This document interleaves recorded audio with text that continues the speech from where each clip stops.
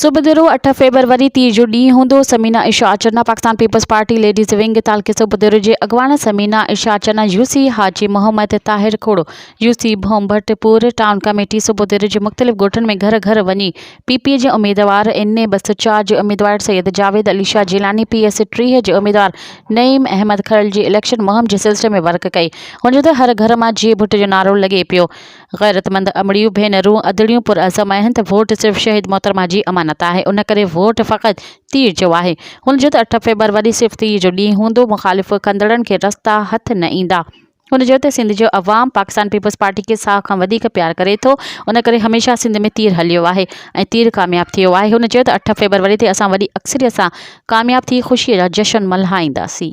मज़ीद ख़बरनि ऐं तफ़सीलात लाइ विज़िट कयो असांजी वेबसाइट www.awamiNewsHD.com ऐं ॾिसंदा रहो अवामी न्यूज़ HD।